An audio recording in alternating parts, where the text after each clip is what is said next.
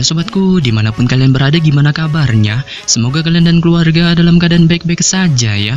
Kali ini kita akan membahas Donghua Jet Dynasty Season 2. Perlu diingat, ini hanya sekitar bocoran spoiler. Jadi, jika narasi dan video berbeda, mohon dimaklumi ya. Untuk kalian yang penasaran tentang kelanjutan cerita Jet Dynasty Season 2 ini yang tayang entah kapan, oke, langsung aja kita ke ceritanya. Gas!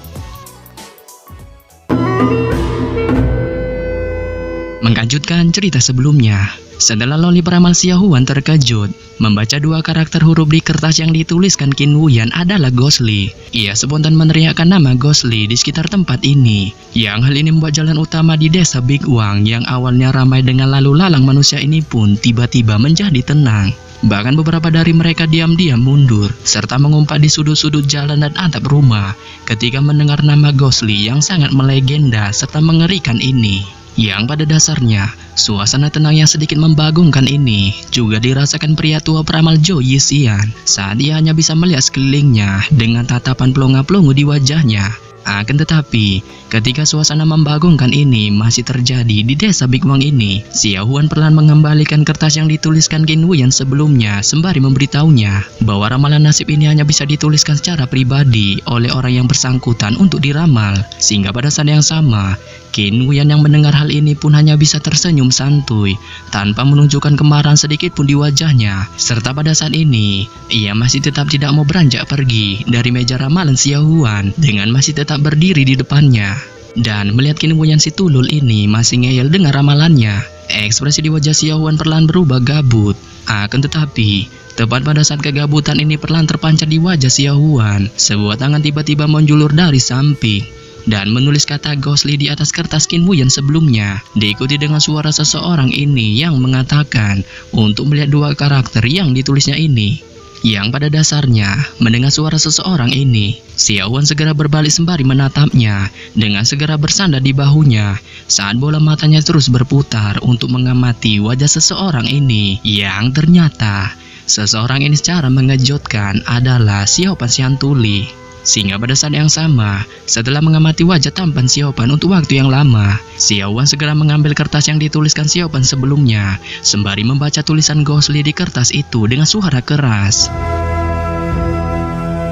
Setelah membaca nama Ghostly di kertas itu, wajah Xiaohuan pada saat ini tampak menjadi girang saat ia meletakkan kertas itu sembari berhenti sejenak sebelum pada akhirnya menanyakan kepada Xiaopan tentang ramalan yang ingin ia tanyakan. Saat Xiaopan yang mendengar ini perlahan memandangi Xiaohui terlebih dahulu yang melompat turun dari bahunya menuju ke meja sebelum pada akhirnya ia mengatakan kepada Xiaohuan tentang ramalan keberuntungannya jika ia OTW menuju rawa kematian.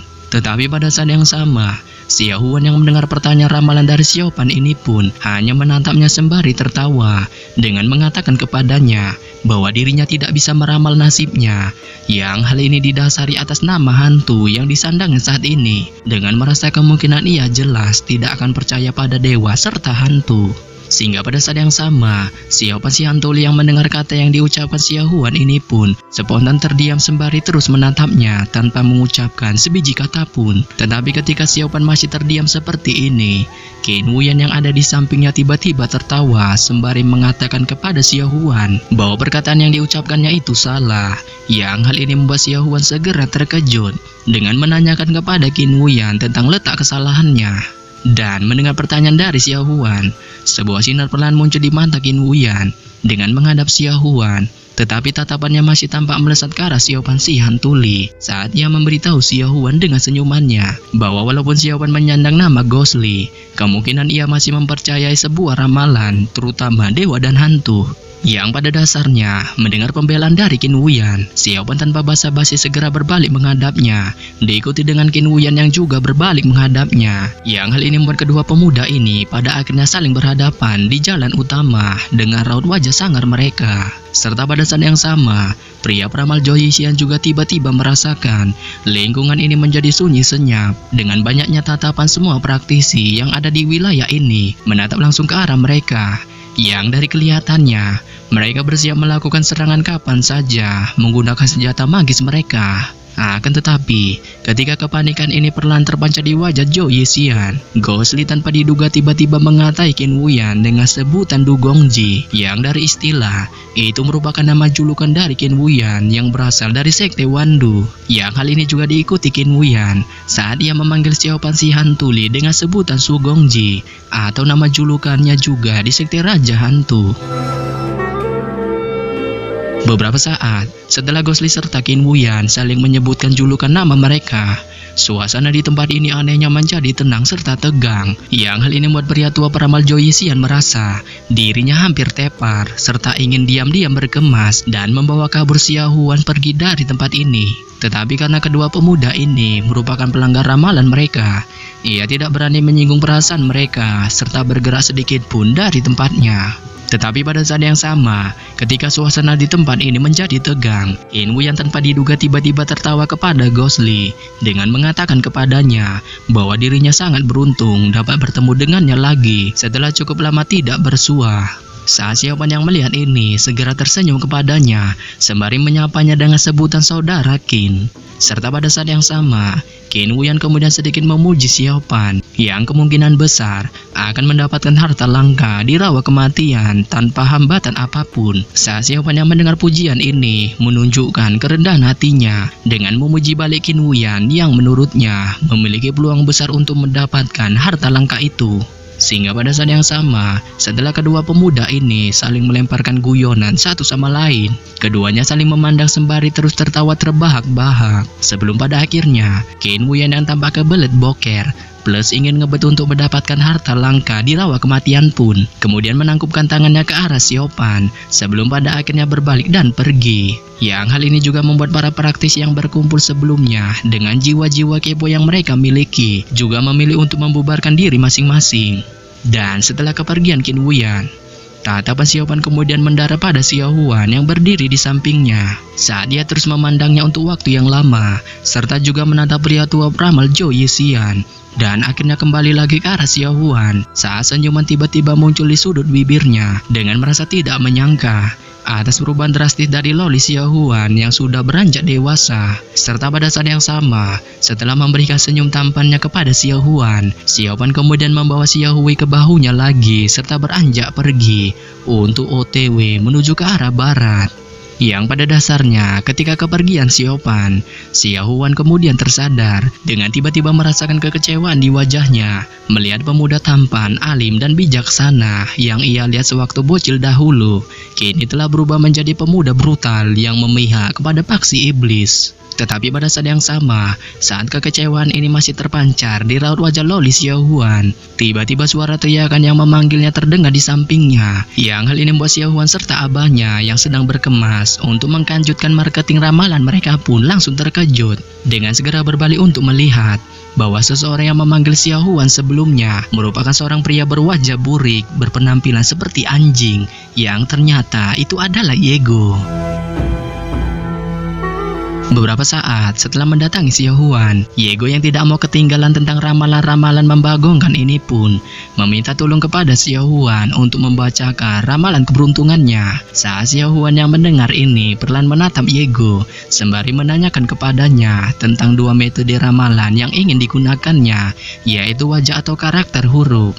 Tetapi pada saat yang sama, ketika Yego akan menjawab pertanyaan metode ramalan dari Xiao Huan, suara preketek Xiao Hui tiba-tiba terdengar di sampingnya saat tanpa diduga monyet bermata tiga ini kembali lagi ke meja peramal dengan sepasang matanya menatap ke arah Yego bertujuan untuk menjemputnya. Yang hal ini membuat Yego yang melihatnya pun menatap Xiao Hui dengan raut wajah marahnya. Serta pada saat yang sama, setelah memarahi Xiao Hui, Yego kemudian menoleh ke arah Xiao Huan sembari memberitahunya bahwa dirinya buta huruf.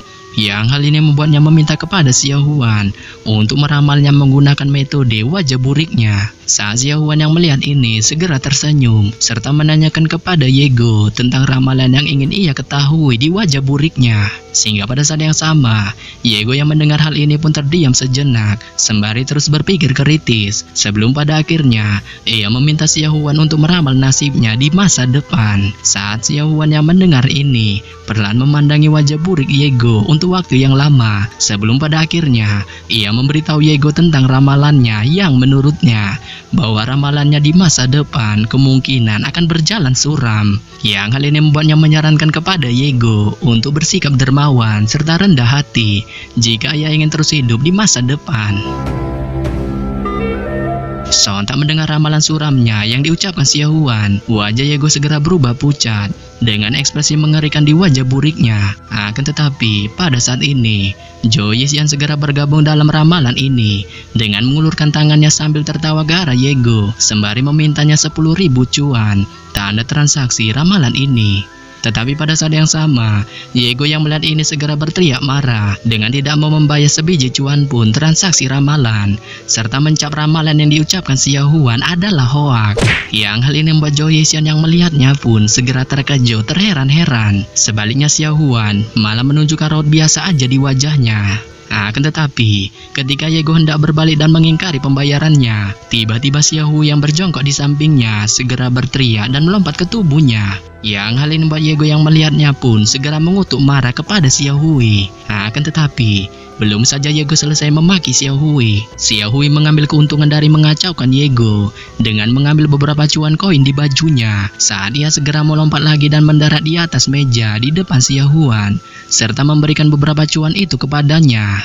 Dan melihat Xiaohui mencuri cuan koin di bajunya, Yego langsung menjadi murka dengan segera berteriak marah kepada Xiaohui saat senjata taring magis langsung muncul di tangannya, bersiap untuk menghantam kepala Xiaohui. Sehingga pada saat yang sama, ekspresi di wajah Xiaohuan yang melihat tindakan brutal dari Yego ini pun segera berubah panik.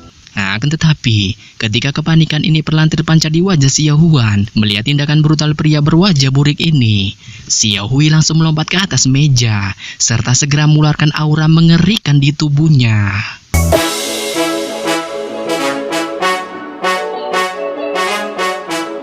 Yap. Jadi, apakah akan terjadi baku hantam brutal antara Xiaohui serta Yego ya?